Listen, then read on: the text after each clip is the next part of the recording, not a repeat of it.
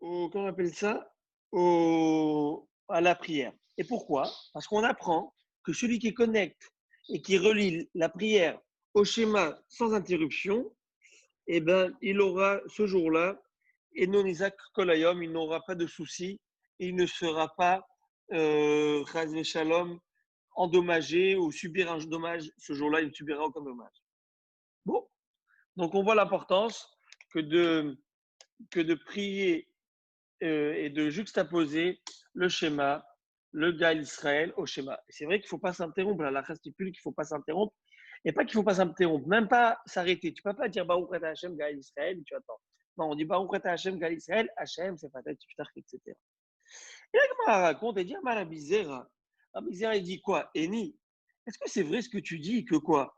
Qu'une personne qui juxtapose la lecture du schéma, c'est-à-dire la Géoula, Baruch Ata Hashem Gal Israël à l'Amida, il ne sera pas blessé, endommagé, il n'aurait aucun problème ce jour-là. Mais moi, voilà, moi j'ai eu, pourtant moi, une fois j'ai juxtaposé la Beracha et cette journée-là, et j'ai eu un problème. Quel problème? Amarlé, Rabbi aussi, le fils de Eliakim, Rabbi aussi qui sont interlocuteur, lui dit, dis-moi, je veux comprendre, où tu as été endommagé, de quelle manière? Bema exact. Quel dommage tu as subi? Damkit, Asal et Bemalka, que tu as dû amener à ça. Ça, c'est du myrte, la hadas. La hadas, des feuilles de hadas, de myrte. Euh, à la maison du roi, tu as dû amener, tu as dû payer ces hadassim cher pour amener ces fleurs, ces hadassim au roi. Je ne sais pas dans quel contexte il est parti voir le roi. En tout cas. Alors, c'est ça que tu dis, que le fait que tu as dû amener des hadassim au roi, et ces hadassim coûtaient cher, alors le roi de l'époque qui vivait à son époque, et c'est ça que tu dis, être endommagé, mais tu rigoles ou quoi? Mais là, tu aurais dû payer, oui, pour aller voir le roi. Même le roi Goy. Pour quelle raison? Et tu aurais dû même donner de l'argent pour voir la face du roi. Parce que Rabbi Yochanan nous a enseigné. Une personne, Ben Israël, doit toujours s'efforcer de courir pour aller accueillir et aller voir les rois d'Israël. Quel mérite d'aller voir le roi d'Israël? Il y a une bracha et tout. Mais l'olikrat malché Israël bilvad. Mais pas seulement les rois d'Israël. Même, et la filou likrat malché ovde kochavim. Même pour accueillir les rois des goïm, des idolâtres. Pourquoi? Quel est le point? Shim iske, parce que s'il va mériter de voir le roi Mashiach, il va être dans la période du Mashiach, mais Hashem très bientôt, Yafrin ben Malaché Israël et Malaché Ovde Kochavim. Il pourra distinguer, il pourra avoir, comme on dit ici, un référentiel entre le kavod qu'on va accorder au roi d'Israël qui va être Mashiach par rapport au kavod des Goïm, et du roi Goï, dans le sens où, avec toute la noblesse, toute la royauté, tout ce qu'il y a de, tout le faste d'un roi, même Goï, eh bien, ça n'a rien à voir ça n'a rien à voir par rapport au Mashiach, au kavod qu'on va avoir au Mashiach, que le Mashiach, on va donner au Mashiach. Et donc, tu aurais dû, au contraire, même payer, oui, pour aller voir ce roi Goy, pour après, si tu mérites de voir le Mashiach, tu pourras voir la différence, comme le dit Rabbi Yochanan. Donc, c'est plutôt un privilège et non pas un dommage. Ok. La Gemara va dire, Amaré Rabila Leoula, Rabila Diaoula. On parle encore dans le sujet de juxtaposer la Baruch Hashem Gal Israël, c'est-à-dire la rédemption d'Israël à la prière. Amar les Rabbi Ila, il est où là? Rabbi Ila, il a dit à Oula, qui est Aïlat, les Atam, lorsque tu vas monter là-bas, si vous montez, eux, ils étaient en Babylonie, Bavel, n'est-ce pas? Ils étaient à Bavel. Alors il va lui dire, quand tu vas monter à Bavel, quand tu vas monter de Bavel en Érythréel, parce qu'on dit que l'Érythréel est plus haut que Bavel, alors, Shaïl Bishlama des Ravuna, Achi b'ma'amad kol hachabura. S'il te plaît, demande, enquiers-toi du bien-être de mon frère Abruna, b'ma'amad kol hachabura. Mais devant tout le monde. Toute la Haboura, ça veut dire en présence de tout le groupe des Tamidei Chachamim du monde qui est là-bas. Et demande-lui comment il va. Et pourquoi devant tout le monde? Pour lui faire kavod. Fais-lui kavod à mon frère. D'Adam Gadol Ouv et sa mère Vaïntsot. C'est un grand homme, cet homme, mon frère. Le Rav Bruna. Il est sa mère Vaïntsot. C'est une personne qui est grande et qui est sa mère Vaïntsot, qui est heureux lorsqu'il pratique une mitzvot. Il se réjouit. Pourquoi? Zimnachada Samar Geoula et Tfila. Parce qu'une fois, il a juxtaposé la Beracha de la Geoula à quoi? À la prière au lever du soleil à ce moment-là. Velo pasik chouka mipume kuleyoma. Et le sourire n'a pas quitté sa bouche, ses lèvres toute la journée. Intéressant. Donc la Gemara nous dit que ce jour-là, c'est lorsque celui qui fait la prière à l'heure du net, eh ben, il va avoir la simha, comme on voit. Incroyable. Je pense que c'est aussi, quand tu vois un beau lever du soleil, tu ne peux pas ne pas avoir le sourire. Hein? C'est clair comme ça de bon matin.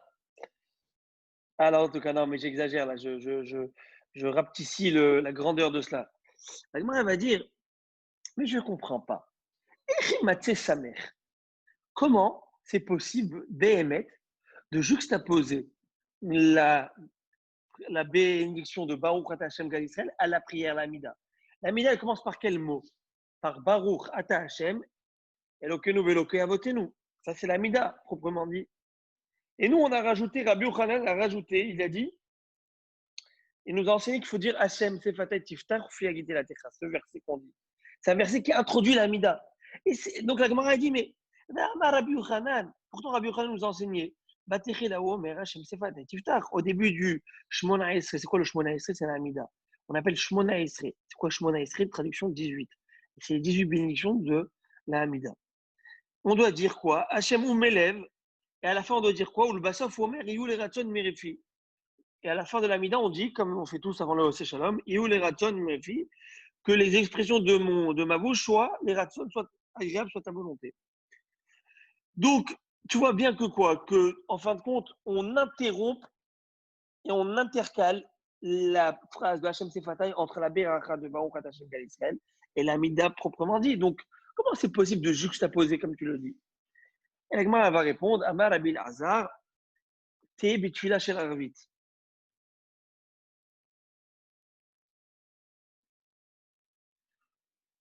Que ce qu'a dit Rabbi Yohanan de juxtaposer Hachem Sefatay, de dire Hachem Sefatay, cette phrase-là, elle a été dite par rapport à la prière de Arbit, pas de Shacharit où on dit Baruch Ata Hashem Gal Israël. La Gemara va dire, ah oui, c'est pas possible de dire une chose pareille. Là, Rabbi Yohanan, pourtant Rabbi Yohanan nous enseignait, Ezeu ben Haolam Haba, c'est qui celui qui peut prétendre au Olam Haba? Zéao Somer Geoula Shel Arvit et Tfila Shel Arvit. C'est celui qui juxtapose Baruch Ata Hashem Gal Israël, Hashem Sefatay, à la Tefila, à la Mida de Arbit. Donc tu vois bien que Rabbi Yochanan a dit que c'est celui qui juxtapose la Baruch Ata Hashem Gal Israël de Arbit, vous savez, celle qu'on fait avant Ashkevenu, à la Hamida, eh ben, il aura le Olam Haba. Donc tu vois bien qu'il n'y a pas d'interruption entre Gal Israël de Arbit. Donc comment tu peux me dire que non, le Hashem c'est fatal, c'est par rapport à Arbit? Mais tu vois bien que même pour Arbit, il dit qu'il faut juxtaposer. Réponse de la Gemara, en fait, et là, Rabbi Yochanan, t'es betfilat amincha. Que ce que Rabbi Yochanan a dit de dire Hashem Sefatay Tiftar, c'est ni pour Arvit, ni pour Shacharit. Sur cela, c'est sûr qu'il faut juxtaposer direct. Et ne pas dire Hashem Sefatay. Alors, pour quand est-ce qu'il a dit qu'il faut dire Hashem Sefatay? C'est pour Mincha. Par rapport à Mincha. Mincha, il n'y a pas de Gal Israël là-bas, directement à Shre. Alors après, à Shre, tu peux dire Hashem Sefatay. Mais la lacha n'est pas comme ça, vous le savez, qu'on dit toujours Hashem Sefatay Tiftar à toutes les Amitot. La première Amida, seconde, troisième Amida. Rav Ashi Amar, Rav Ashi explique pourquoi. Rav Ashi donne une autre réponse. Non, Filotema Kuleu. Tu peux même dire qu'on dit Hashem Sefatay sur toutes les prières. Alors, tu vas te poser la question comment ça se fait. Mais alors, on ne peut pas juxtaposer la tefila au Gaal Israël parce qu'il y a cette interruption. Réponse non. Kevan dit Kuvaou Rabbanan Betfila, du fait que c'est les Chachamim qui ont institué cette phrase, ces versets dans la prière, dans le modèle, dans le moule de la Hamida aujourd'hui. Et bien, Ketfila Damia, et ben, c'est considéré comme une partie intégrante et la suite de la Tefila. La partie, donc, le Yul et Ratson, c'est la suite, et le Hashem Sefatay, c'est le début, ça fait partie intégrante aujourd'hui de la Hamida.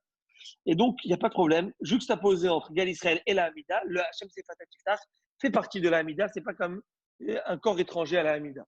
Très bien, et donc, comme cela, on peut bémettre avoir le Olam Haba, on peut bémettre avoir une belle journée en juxtaposant le Gal Israël à la Hamida. Et on avait expliqué à l'époque, je vais juste faire une petite parenthèse, pourquoi celui qui juxtapose le Gal Israël à la Hamida et le Olam Haba. Quel rapport? Alors, on l'avait expliqué à l'époque, dans les premiers tapis, on avait déjà vu ça. En fait, je pense que c'est un Beno Yona qui explique ça. C'est quoi la Géoula? La Géoula, c'est où on rapporte tous les propos de la sortie d'Égypte. On voit bien que c'est Akadosh Baruch Hu qui nous a fait sortir d'Égypte. Il nous a fait sortir d'Égypte pourquoi? Pas pour manger des glaces, pour faire du surf, pour se servir. Et donc, si on est dans cela, dans cette conviction et dans cette idée où on partage aussi que celui qui nous a fait la Géoula, c'est Hachem. Et Hachem, étant donné qu'on vit aujourd'hui par lui, donc on vivra pour lui, dans ce contexte-là, dans cette façon de voir les choses, alors qu'est-ce qui se passe? Eh bien, dans ce cas-ci, c'est sûr que tu auras la là-bas, parce que tu feras Torah et Mitzvot. Parce que tu as bien compris que Dieu ne t'a pas fait sortir d'Égypte pour rien.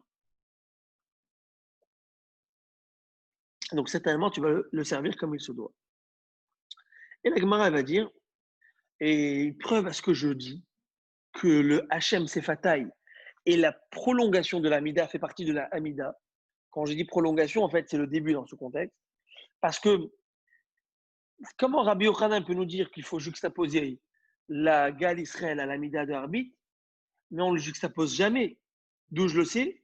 Parce que vous le savez tous qu'on dit Ashkivenu. On ne dit pas Baruch Hashem Gal Israël, Hashem Sefatay. On dit quoi? Ashkivenu. Il y a une bénédiction. Et alors, c'est quoi ça? Comment on peut dire qu'avec cette bénédiction, cela s'appelle quand même juxtaposer la Géoula à la prière? Réponse, étant donné que les Chachamim, c'est eux qui ont institué de dire Ashkevenu.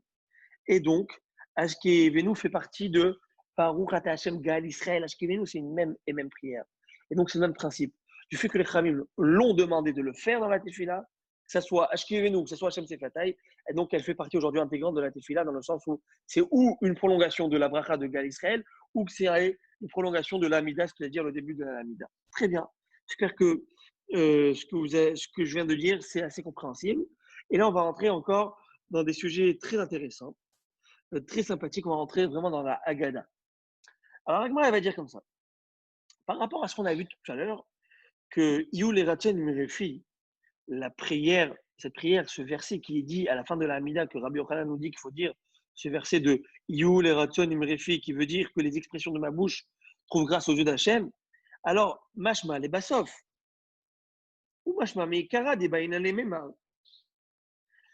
Comment le Yul et Ratson Imrefi, que les paroles qui sortent de ma bouche trouvent grâce à tes yeux? On peut le dire ou ça, ou à la fin. Toutes les paroles que je viens de dire trouvent grâce. Ou au début, n'est-ce pas, que les paroles que je vais sortir de ma bouche trouvent grâce à tes yeux. Et pourquoi les Chachamim l'ont institué à la fin de la Mida et non pas au début?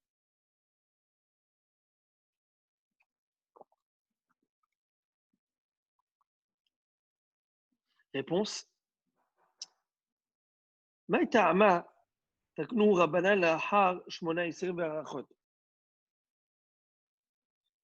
Pour quelle raison les Chachamim. Au début.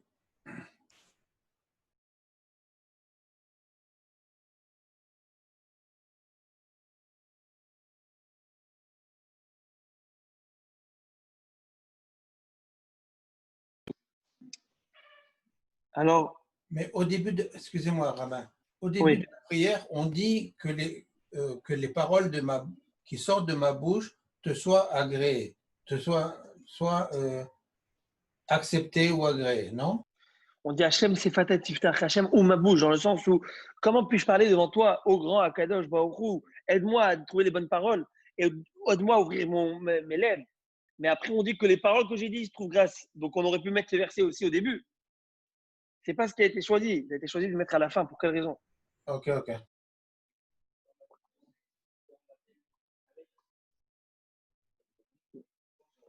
Alors, la Gemara va nous dire Maïtakan Ta'amatakanu Rabbanan Lachashmona Isse Berachot Nimru Me'ikara. La Gemara dit qu'elle devrait être récitée au début des 18 Berachot. Pourquoi la Mida s'appelle 18 Berachot? Comme on a dit, il y a 18 bénédictions dedans. Amar Rabbi Yehuda Bered et Rabbi Shimon ben Fazi. Oui, 19. Velo Amaro David et là la Chashmona. Alors bravo, vous dites 19, c'est vrai. Parce que les Chachamim, plus tard, Rabbi Henri, je ne peux pas vous avoir. Déjà, Rabbi Henri, je ne sais pas pourquoi aujourd'hui c'est Henri, des fois c'est Enrique. Il faut qu'on m'explique. Dépendamment de l'ordinateur que j'utilise. Ah, d'accord. Une fois c'est un espagnol et une fois c'est un. Là, je suis dans mon bureau, des fois je suis dans mon salon. Ça dépend. J'ai compris. Alors maintenant, on reprend. Alors, la Gemara va nous dire, parce que c'est vrai qu'en fait, il y a 18, de base, il y a 18 bénédictions dans la Mida. Mais après, les Chachamim ils ont rajouté une supplémentaire parce qu'il y avait la prière de la minime et la malchinim.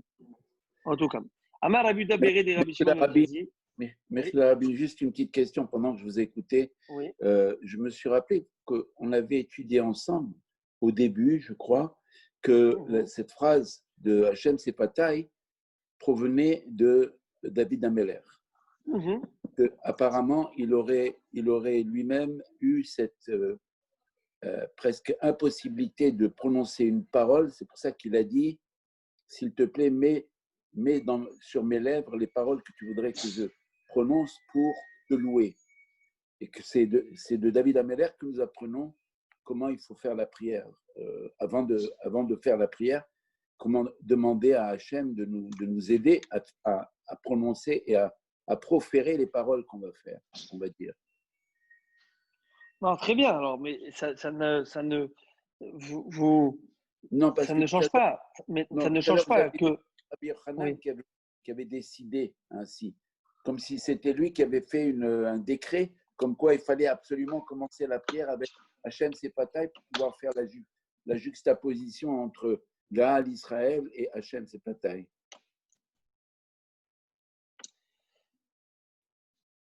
La Mida, à l'époque de David Ameller,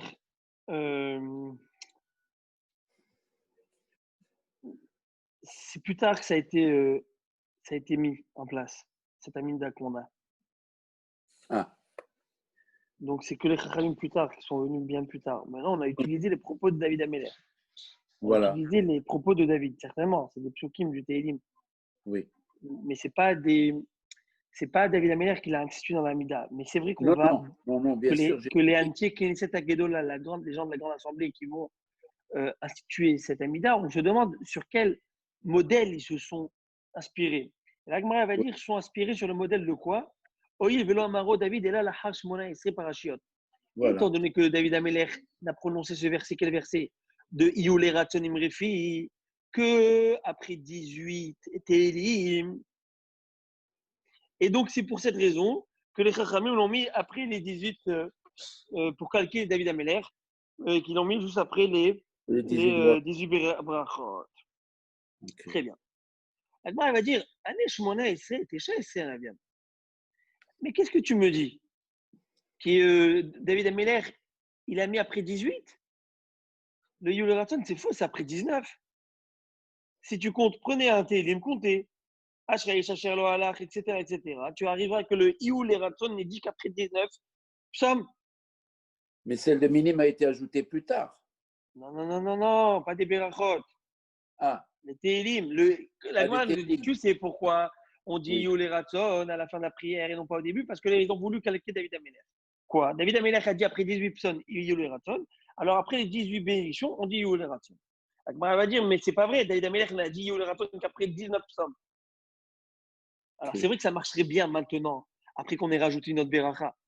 Ça coordonne bien, parce qu'en fin de compte, c'est après 19 Beracha. Réponse de la Gemara, et vous allez voir comment c'est vrai en plus, c'est juste, c'est que la première, Teilim, Ashre, Aish, Asher, Lo, Alar, Vatadre, Shem, etc. Et le second qui est Là, vous savez, le second, et ben en fait, c'est un seul et long. C'est nous qui a juste été découpé après. Mais de base, David Amelech l'a fait en un, un seul, un seul psaume. Ok. Et donc, ça véritablement, c'est pas 19, c'est bien 18. Et d'où on sait ça?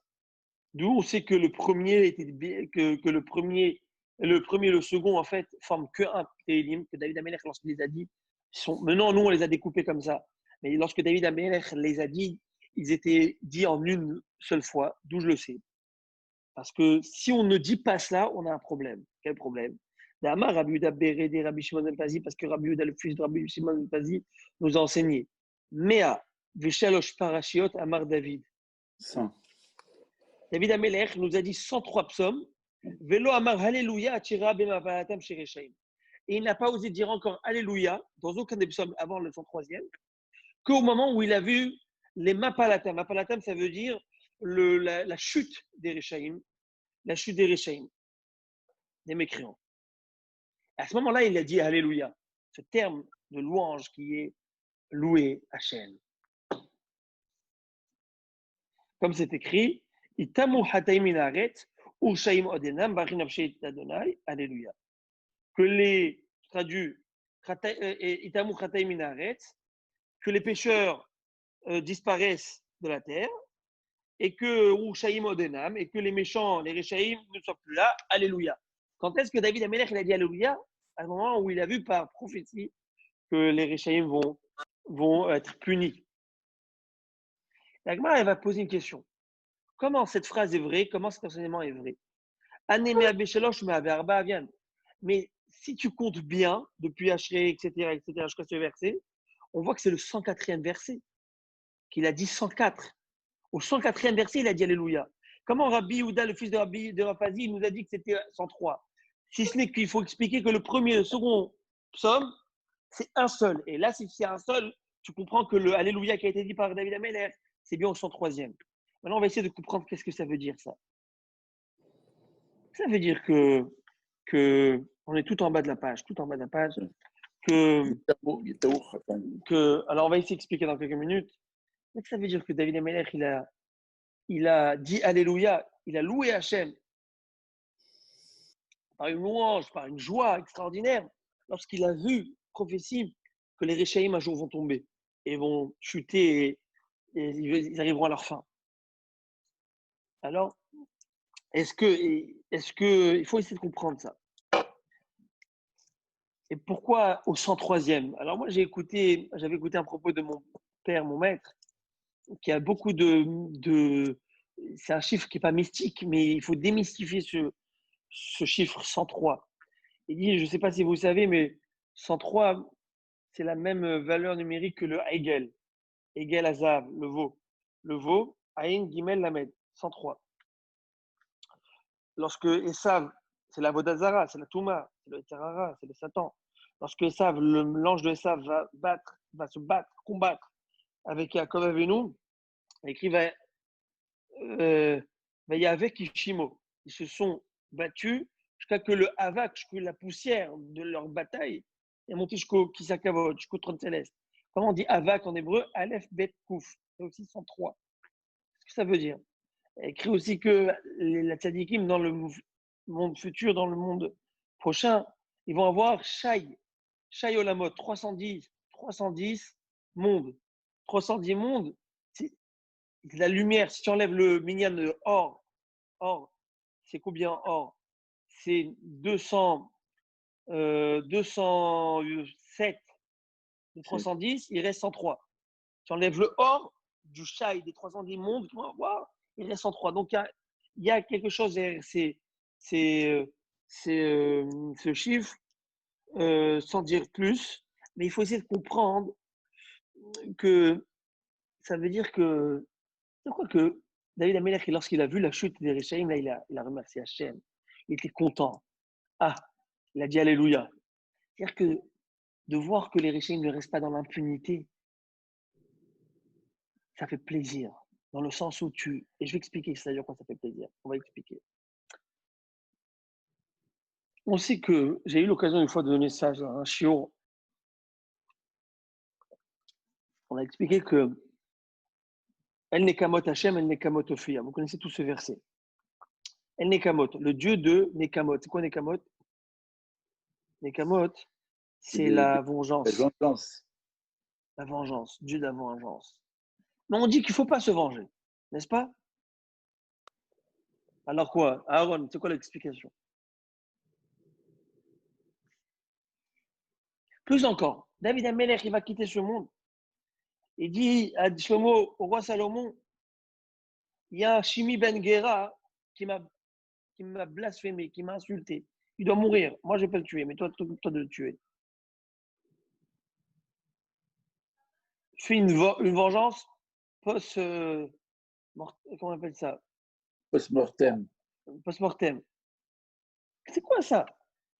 C'est quoi cette notion? Alors, la vengeance, c'est mauvais ou c'est bien? Réponse. Ce que nous donne le Raphaël Shmulevitch. La vengeance, c'est bien, dans l'absolu. Je m'explique. La vengeance, pas pour satisfaire un plaisir intérieur de vengeance. Ah, il m'a fait ça, la vengeance, c'est un plat qui se mange froid. La vengeance, c'est-à-dire la vraie vengeance, dans l'absolu, quelque chose qui est très bien.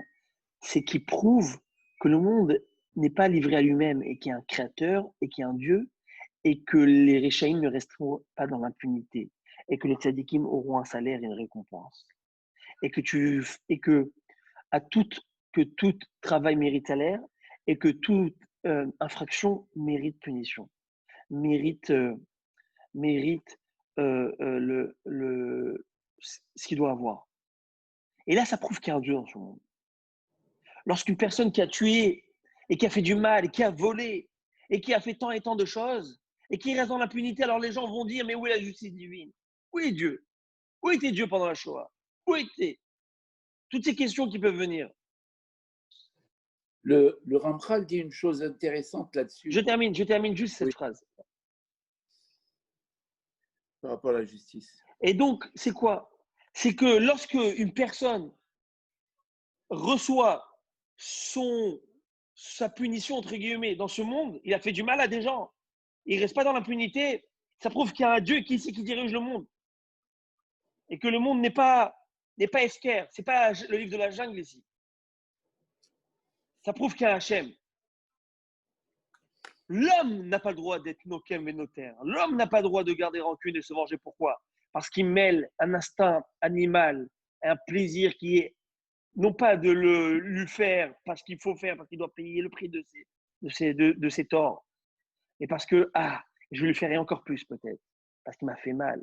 Mais Akadosh Baruch Hu, il n'a pas de sentiment, entre guillemets.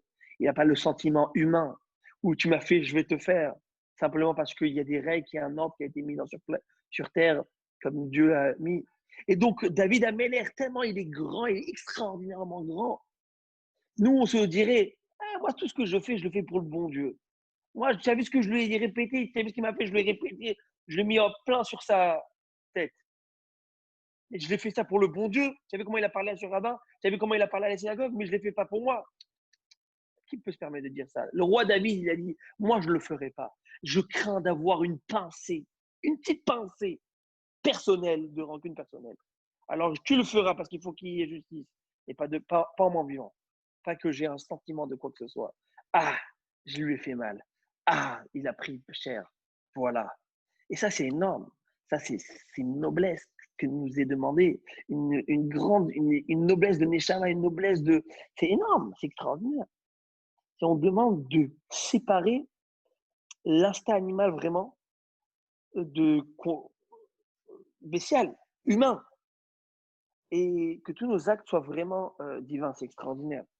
C'est extraordinaire. C'est pourquoi Akadosh Baruch Hu, peut-être, David Améler, lorsqu'il a vu Vapalatam, lorsqu'il a vu la chute des Réchaïm, ça c'est ce que j'essaie d'expliquer ici aujourd'hui, il était heureux de quoi? De voir, de dire, on va clouer le clapet de tous ces gens qui disent que Dieu n'est pas là.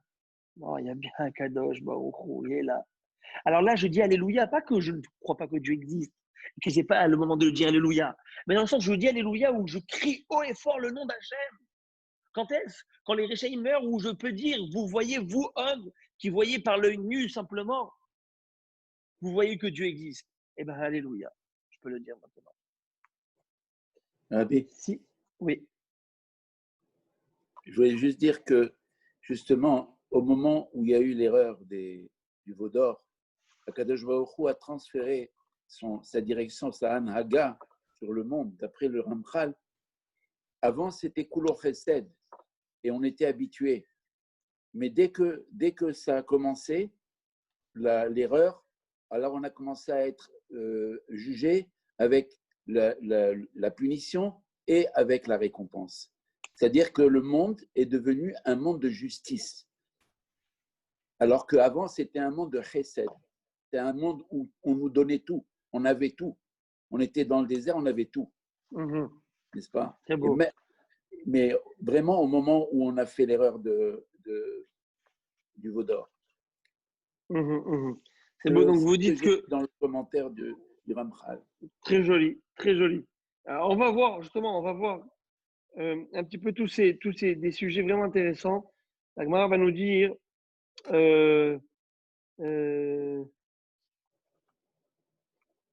d'où on sait donc que les deux premiers psaumes ne forment qu'un seul psaume. Parce que Rabbi Shmuel Bar Nachmani a dit au nom de Rabbi Yochanan. Donc, c'est encore une nouvelle preuve pour nous montrer que les deux premiers psaumes forment qu'un. Kol parasha Isha eta chavival David, tout psaume qui était chaviv, qui était cher aux yeux de David, qui était très cher, qui était particulièrement cher à ses yeux. Patach ba be'ashrei v'siem ba be'ashrei. Il commence toujours le verset par ashrei et il termine par ashrei. Katav ashrei. Il a commencé ashrei par le premier psaume et il termine par ashrei kol chosebo. Ce verset de ashrei kol chosebo, c'est dit dans le second psaume. Donc, il a dit Ashrei dans le premier, dans le second, il dit encore Ashrei. Et qu'est-ce qu'il nous a enseigné Rabbi Yochanan? Que lorsque David Améler, il avait un psaume qui était très cher à ses yeux, il disait Ashrei au début et Ashrei à la fin. Et il te dit, ben voilà, la preuve, c'est le premier psaume. Mais attends, mais le premier psaume, il ne dit pas Ashrei au début, Ashrei à la fin, ce sont deux psaumes. Et franchement, c'est un seul et même psaume. Il a dit Ashrei au début, et dans le second psaume, ce n'est pas en fait un second psaume. Il dit Ashrei, c'est le même qui est connecté. Est-ce que vous avez compris donc la preuve qu'on amène pour montrer que le premier psaume est un seul et même psaume? Parce que Rabbi Yochanan a dit que lorsque David Améler aimait particulièrement et chérissait un psaume, il disait Ashrei au début, Ashrei à la fin. Et là, on voit qu'il a dit Ashrei au début et Ashrei à la fin de ce second psaume. Mais attends, mais ce sont deux psaumes différents. Ça ne veut pas dire que c'est répété. Non, réponse, c'est un seul et même psaume et il s'est répété. Si c'est répété en disant le terme Ashrei deux fois, heureux, heureux, ça veut dire qu'il le chérit spécialement et c'est le même psaume. Alors, il faut savoir que le Mefarshim, il dit C'est pour ça que Ashrei Betera commence par Ashrei, justement. Oui, mais sauf qu'il n'y a pas de deuxième Ashrei après. Pas à la fin, non. Oui, mais c'est vrai que les Mefarshim, ils disent que tout psaume qui chérissait particulièrement, il disait Ashrei. Mais il faut que vous le sachiez, c'est le seul psaume qui commence, qui termine par Ashrei. Alors, comment ça marche? Réponse, Mefarshim, non. Ce n'est pas spécialement Ashrei. C'est où on retrouve les mêmes termes qui commencent par un début et qui terminent par la fin, par le même sujet, par les mêmes termes. Même si ce n'est pas ce terme de Ashrei. Par la même idée, ça veut dire qu'il le chérissait spécialement parce qu'il répétait et mettait en relief cette chose. La Gemara va raconter par rapport au verset qu'on a amené où David Améler il a vu la chute des mécréants. Il ramène une histoire qu'on a racontée maintes et maintes fois. À nous, Bayoné, d'Avou, Bishavouté, des Rabbi Meir. Il y avait des voyous, d'accord, qui étaient, c'est pas spécialement des voyous, mais c'était aussi des ignorants en Torah, surtout des ignorants en Torah, qui étaient dans le voisinage de Rabbi Meir. Va vous kametsa roulet tova. Et il faisait beaucoup de peine à Rabbi Meir. Rabbi Meir a dit, you know what, une fois il a dit stop, je prie pour qu'il meure.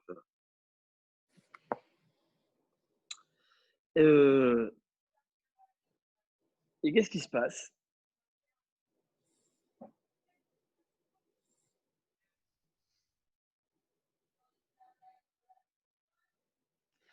C'est intéressant, quand vous prenez les termes de la Gemara, C'est écrit, je vous lis les termes. C'est intéressant. Que Avaka Baera Rabbi Meir Hami Lavayou Kiri les moutons. Rabbi Meir, traduction littérale. Rabbi Meir implora la miséricorde divine à leur sujet afin qu'ils meurent. Franchement, Comme David Améler.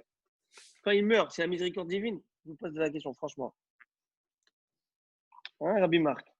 C'est la même chose que David Améler a fait. C'est le même souhait de vengeance. Non, là, Non, c'est autre chose.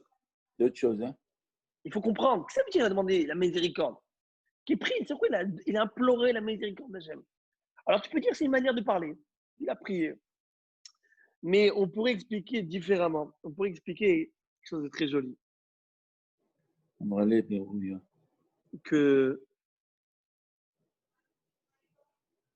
il a demandé. Alors, je vous termine d'abord l'histoire. Après, on va donner cette explication, d'accord? Alors, dès que Brouria, sa femme, elle écoute ça, non, Brouria, sa femme, c'était une tzadékette. Déjà, être la femme de Rabbi Meir Balanès, t'imagines, au niveau. Mais je vous donne une petite parenthèse, c'est que sa femme, c'était la fille de Rabbi Hanina ben Teradion. Rabbi Hanina ben Teradion, c'est un des 10 martyrs. Donc, je vous montre le haut niveau. La Gemara raconte plein d'histoires avec Brouria. Elle remettait en place les Tamidei Chachamim. Très dur. Elle était assez costaud, entre guillemets. Alors, elle va lui dire, aïe, aïe, aïe, aïe, aïe, aïe, tu vas prier pour qu'il meure, cela.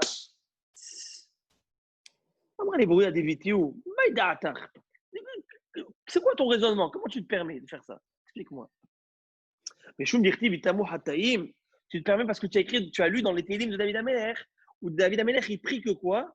Que les pécheurs, Itamu Hataim, que les pécheurs disparaissent de la terre. Vous connaissez ces versets tous, on le fait Rosh Chodesh. À la fin, Itamu Hataim Inaret, Ushaim Odenam. Alléluia. Il te dit, mais il n'y a pas écrit. Qu'est-ce qu'il y a écrit? Il y a écrit Tamu Hataim Minaret ou Shaim Odenam, n'est-ce pas? Traduction, toi tu penses que c'est écrit que les pécheurs disparaissent et que les mécréants, les Réchaïm, ne soient plus là. Et je vous pose une question. Les pécheurs et les Réchaïm, c'est la même chose ou pas? Oui. Donc qu'est-ce que tu crois que le verset s'est répété? Il a dit que les pécheurs disparaissent et que les Réchaïm partent de ce monde. C'est la même chose. Réponse qu'en fait, David Améler, c'est pas ce qu'il a dit. Il n'a pas dit que les pécheurs disparaissent. Qu'est-ce qu'il a dit, David Améler? Il a dit qu'il faut lire Hataim, que les péchés disparaissent. C'est-à-dire que toi, tu dois prier que les gens ne fassent plus de péchés et automatiquement, ils vont plus être sur terre qui? Les pécheurs, les méchants. Parce que s'ils font plus de péchés, ils sont plus méchants. Donc toi, ton travail, c'est de prier qu'ils ne fassent plus de péchés, de les amener à la Teshuvah. Pas de prier qu'ils disparaissent, qu'ils crèvent, qu'ils meurent. Ça ne va pas. C'est pour ça qu'il demande la Rahmanout. Alors il a prié par pitié qu'il fasse Teshuvah afin que les Réchaïm ne soient plus là. Et c'est ce qu'il va faire. Et ils vont faire Teshuvah. Extraordinaire. Rabbi Meir, je pense que. Pourquoi alors? Je voulais expliquer qu'au début, c'est le tzlah, je prends le tzlah qui explique ça. Il dit que il a imploré la Chaim pour qu'il meure, c'est-à-dire quoi? Lorsque des personnes sont très mauvaises dans ce monde, elles sont trop rachats. Vous savez, il y a des trop grands Rechaim. Il y a aussi, c'est un pasouk, Ati tzadik arbe, val tirsha arbe. Sois pas trop grand tzadik entre guillemets, ne sois pas trop grand rachat. C'est quoi ne sois pas trop grand tzadik? C'est dans des situations bien spéciales. Mais c'est quoi ne sois pas trop grand rachat? Ça veut dire, ça va être des fois. Rachat. Alors il y a des rachaim que Hachem, il va leur dire, tu es tellement rachat, tu mérites rien là-haut. Mais c'est sûr que tu as fait des mitzvot. Toute personne a fait du bien dans sa vie. Même le plus grand rachat. Alors ce bien-là, je le paye dans ce monde-ci. Quand tu montes là-haut, tu fais une à la comédie, tu n'as plus rien, tu es au Gainam toute ta vie, tu n'as rien. Tu n'as rien là-haut. Rabbi Meir, il a vu ces gens-là, il avait trop de peine. Qu'ils fautaient trop et qu'ils allaient en fin de compte payer et tout là-haut. S'ils vivent tellement bien dans ce monde. Alors il a prié pour qu'ils meurent dans le sens qu'il n'ait pas de cette bonté dans ce monde afin que dans le monde futur, ils ne perdent pas tout leur monde futur. S'il te plaît, Hachem. Donc il a prié pour qu'ils meurent afin qu'ils ne perdent pas leur monde futur. Vous avez compris? Et il va lui dire, et qu'est-ce qu'il va dire? Ouria, non, c'est pas la manière de faire. Parce qu'une personne qui est morte, elle ne pourra jamais faire de mitzvot. Le plus grand tzaddik et le plus grand rachat qui est vivant a plus de champ de manœuvre que le plus grand tzaddik qui est mort. Parce que le plus grand tzaddik est mort, il est mort. Il ne peut plus rien faire. Mais le plus grand rachat, il peut toujours faire des chouvas, il peut toujours faire des mitzvot, il peut changer. Alors il va dire, Brouria, ben, s'il meurt, il finit. Chlette. Quand il vit et il fait tes chouvas, alors il a toute sa vie devant lui et il peut au contraire rebondir et être extraordinaire. Alors, en parlant de ces histoires de Brouria, Rabbi Meir, Agmar a même une nouvelle histoire. Amar, là où Tsudoki Lebro, il y a cette Tsudoki. Tsudoki, c'est un hérétique qui a dit à Berouria, là,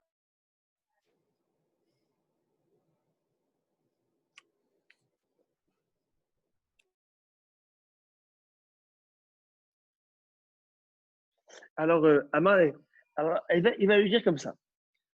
Ktiv Roni Akara Loyada, Loyalada. Mishum de Loyalada Roni. Vous connaissez tous ce passage. Roni Akara Loyalada. Pitrina Vetali Lohana. Kirabim Bene Shomema. Ni Bene Beoula. Amara Hashem. Alors, ce verset de l'Aftara. Bravo, Rabbi Dan, c'était Haftara, Parashat Noach ou Parashat, pas Kitetse, Parashat, il y a 2 fois on le fait, Roni Akara. Oui, c'est Parashat Kitetse aussi, si je ne me trompe pas, Roni Akara. Alors, ça veut dire quoi Roni Akara? Chante. Akara, Akara, c'est la stérile, Loyalada, qui n'a pas enfanté. C'est une prophétie de qui? Donc, c'est la prophétie, si je ne m'abuse, de Ishaïa, Isaïe, qui nous dit que quoi? Il nous dit que après la destruction du temple, où on a été en exil, ou Jérusalem, c'est-à-dire c'est cette femme entre guillemets qui est stérile, qui n'a pas enfanté, on est dans la désolation, qui est Rabim Bene Shomema mi Bene Beroula. Alors on va traduire et on va expliquer. Mais la question qu'il demande, cet hérétique à Brouilla, il dit je comprends pas. Chante la stérile qui n'a pas enfanté. De qui on parle? De Jérusalem, qui n'a pas enfanté, dont ses enfants sont exilés, il n'y a personne. Chante, mais c'est pas un chant, tu dois chante parce que tu n'as pas enfanté. Alors il va dire comme ça. Mishum de Loyalada Roni, parce qu'elle n'a pas enfanté, elle va chanter. Dans le sens, c'est pas logique, c'est quoi ce verset-là? Ce que nous dit le prophète, ça veut rien dire. Ça est toujours là en train d'essayer de remettre en question. Elle va pas avoir sa langue dans sa bouche.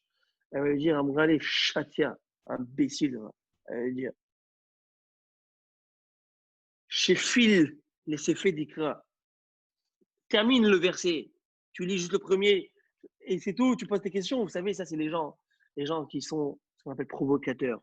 Ils font ce qu'on appelle hors contexte. Ils coupent, ils enlèvent du contexte et là, ils y vont. Ta, ta, ta, ta, ta, ta, ta. Et ça marche bien, les fake news. Ça marche bien. Ils adorent prendre des phrases qui sont complètement hors contexte. Quand est-ce que ça a été dit, on ne le sait pas, quoi qu'est-ce. Ils prennent, ils y vont. Tu as vu ce que ce rabbin a dit, tu as vu ce qu'il a dit, tu as vu ce qu'il a dit cette personne. Ça, c'est fake news. C'est pour pouvoir avoir des vues, pour avoir des views, des likes. C'est le olam du shaker. Alors, on va lui dire, descend, le verset termine. Qu'est-ce qu'il y a écrit là-bas? Roni Akara Loyalada. Chante, toi la stérile qui n'a pas enfanté. Pourquoi? Parce que à la fin, qu'est-ce qui va se passer? À la fin, il va être écrit que plus nombreux seront les enfants de la délaissée. C'est quoi la délaissée? Jérusalem. Que c'est les enfants de celle qui a habité. Habité, c'est Édom, le monde occidental. Ça veut dire que, en fait, elle n'est pas stérile. Il y a bien plus d'enfants. Le Ham Israël va être bien plus nombreux que tout les Goïm lorsque la Mashiach va venir. Aïe, aïe, aïe, attendez. Là, j'ai vu aujourd'hui, j'ai lu tout un sondage qui a été fait par le musée de la Shoah, ou je ne sais moi, le truc de la Shoah, qui a énuméré, qui a compté, qui a fait le décompte de tous les bénis Israël qu'il y a aujourd'hui sur Terre, tous les Juifs. On est environ à 14 millions quelque chose, ou 15, on est dans les 15 millions. On est encore moins que la Shoah. On n'est pas encore atteint le pré-Shoah. Mais on est autant que 1925, en tout cas, ce que j'ai lu aujourd'hui. Alors quand ma chère va venir, aïe, aïe, aïe, là, en Israël. Pas un milliard de Chinois. Il y a des milliards de bénis Israël, Bézat Hashem. Sur ce. Alors il va dire, mais alors je ne comprends pas. Alors il faut expliquer c'est quoi ce chante, la stérile qui n'a pas enfanté, que ça veut dire.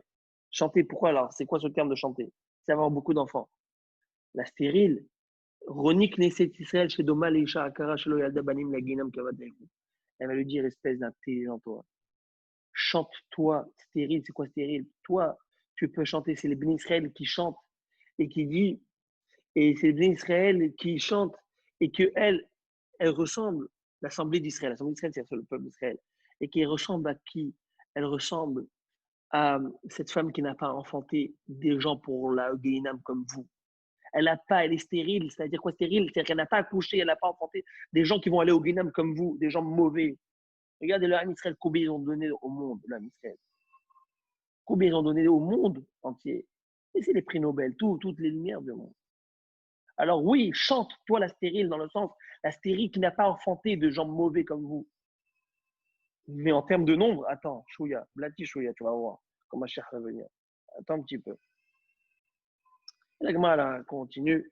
Encore une fois, cet hérétique qui va dire à Rabbi Abaou, il va lui dire, ah, si vivement les David de Vaux, Beno.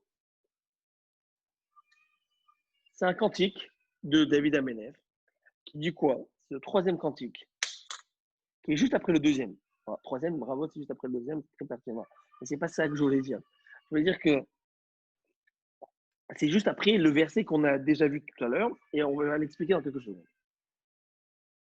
Urtiv les David Mirtam, Bevocho Mifina Shalom Bameara. David Ameler fait un cantique où il s'enfuit de son fils, il est en cavale, il s'enfuit de son fils Avshalom. Il fait un cantique qu'on connaît tous aussi, les David Mirtav, Bevochom Mifnei Shalom Bameara. C'est le cantique numéro 57, où il parle où il s'enfuyait du roi Shaoul. Alors, chronologiquement, qu'est-ce qui était avant? Il s'enfuyait du roi Shaoul ou du roi ou de son fils? Alors, qui en premier? D'abord de Shaoul.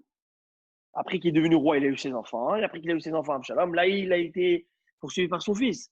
Comment ça se fait que le psaume qui parle de la fuite de son fils est mis en troisième position et, la fuite du roi Shaoul, ce verset, il est au 57e. Ça ne marche pas. C'est un truc qui ne va pas dans vos psaumes. N'est-ce pas? Il va le dire à Marley. Atun de l'odarshitun smuchin kaché alechu. Anan de darshin smuchin lo kasheran. Vous, espèce intelligent, vous les hérétiques, vous ne croyez pas à la Torah orale. Alors quoi? Vous lisez des versets, vous essayez de donner des interprétations. Mais nous, on a le code. On a le code de la route. On sait exactement comment travailler notre Torah écrite. On a la Torah orale qui nous explique comment étudier la Torah écrite. Et le Tanakh et le Télim fait partie du canon biblique. Et donc, on peut, ce qu'on appelle être Doresh des Semuchin. C'est quoi Doresh des Semuchin? C'est que lorsque la Bible a juxtaposé deux versets l'un à côté de l'autre, c'est parce qu'il y a une raison pourquoi Dieu a voulu qu'on juxtapose ces deux choses. Vous, juxtaposer l'un à côté de l'autre, ça n'a pas. C'est un Torah oral, ouais, n'importe quoi. Mais nous, on sait que si David a choisi de juxtaposer ce verset avec ce verset, c'est qu'il y a un message. Ça s'appelle les Semuchin. Semuchin, comme Damar Rabbi Yochanan, comme Rabbi Yochanan nous enseigne, Semuchin mina Torah minaïn. D'où on peut apprendre dans la Torah que les passages de la Torah écrite qui sont juxtaposés, on peut les interpréter de cette manière. On peut interpréter pourquoi ils ont été juxtaposés. C'est-à-dire qu'il y a lieu de dire ah, mais pourquoi le bon Dieu les a juxtaposés? Pourquoi David Amelech il a voulu juxtaposer ces deux versets? Parce qu'il y a un message en filigrane derrière. Mais vous, pour vous, il n'y a aucun message en filigrane. Vous, ce qui est écrit, c'est écrit. Alors vous, c'est pour ça que tu as tes questions. Mais quand tu n'as pas les bons outils, c'est pour ça que tu ne comprends pas. Mais nous, on a les bons outils. Et c'est quoi les outils? C'est la juxtaposition. À quoi? Au verset qui est juste avant le second. Et là, on va essayer d'expliquer. C'est quoi le second psaume? Le second psaume parle de quoi? De la guerre de Gog ou Magog. La fameuse guerre avant que Mashiach il arrive. La fameuse guerre où là-bas, on dit que quoi? Là-bas, on dit que le passage qui dit que les rois des nations vont se lever et les princes vont se liguer contre Hachem et contre son Mashiach. Tout le monde va être contre Hachem, contre Mashiach, contre le créateur du monde. Tout le monde. va arriver le moment de Gog ou Magog où tout le monde va être contre Hachem et contre l'enfant d'Hachem et contre Mashiach. Arrivera un temps. Et alors quoi? Et si tu te poses la question, allez, n'oublie pas ça fait 2000 ans, hein, à l'époque de David Améler, les gens vont dire, qui va se soulever contre le bon Dieu? Et les gens les plus loin, ils savent qu'il y a un être suprême, appelle-le comme tu veux, mais il y a un Hachem, il y a un Dieu. Qui peut oser contrer le bon Dieu? Tu te poses la question, Kloum Yeshevet chez Mored Berabo, est-ce que ça existe qu'un serviteur se rebelle contre son maître? Alors moi, je te réponds, bien sûr. Est-ce que toi, tu connais un enfant qui se rebelle contre son père? C'est le prochain. Il parle de la fuite de David par rapport à son fils Absalom. Eh bien, ainsi. Ainsi que quoi? Pourquoi j'ai pris ce verset? C'est vrai que ce verset n'est pas sa place là-bas. Mais j'ai pris ce verset, ce psaume de la fuite de mon fils, je me suis enfui de mon fils, et je l'ai mis juste après quoi? L'histoire de Gog et Magog. Parce que tu risques de te poser la question de dire, c'est des bêtises, c'est des foutaises que dit David Améler. Un jour viendront des rois qui se ligueront contre le Messie, contre Hachem. C'est des foutaises, ça n'existe pas. Un esclave qui va contre son maître, eh bien moi je vais te montrer. Est-ce que toi tu connais, toi, un fils qui va contre son père? Est-ce que c'est naturel ça? C'est pas naturel. Est-ce que c'est logique? Oui. Eh bien, il arrivera des jours où tout va être illogique, où on va tout légitimer, tout va être normal, où tout va être normal, où tu penses que c'est normal de faire, où tu penses que c'est normal de faire des avérotes, où tu penses que c'est normal d'aller contre un Kadosh Baruch Hu. On est dans ce monde, on est dans cette période, on est dans cette situation. Quelle situation? La situation où on va contre un Kadosh Baruch Hu, celui qui est le plus mauvais dans ce monde, il réussit. Le plus magouilleur, le plus que tu veux, il réussit. C'est le Olam avant que ma chère arrive. Où il est à Kadosh Baruch Hu? La Torah, elle est pleine de Kedusha. Demande-moi l'idée de juillet, chacun avec ses tendances. Mais je veux dire une seule chose, c'est que quoi que tu fasses, même si tu fais des choses qui sont pas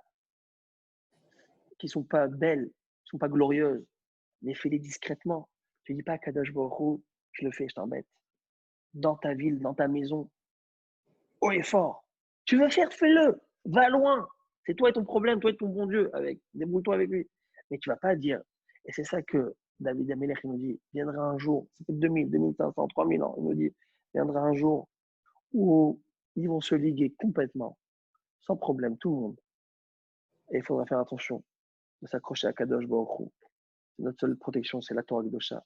Somoraver Botai, it was a pleasure for me to learn with you. This Gemara. Et Bezrat Hashem, on se retrouve très rapidement, si Dieu le veut. Prochain shiur et Shabbat à la synagogue, si Dieu le veut.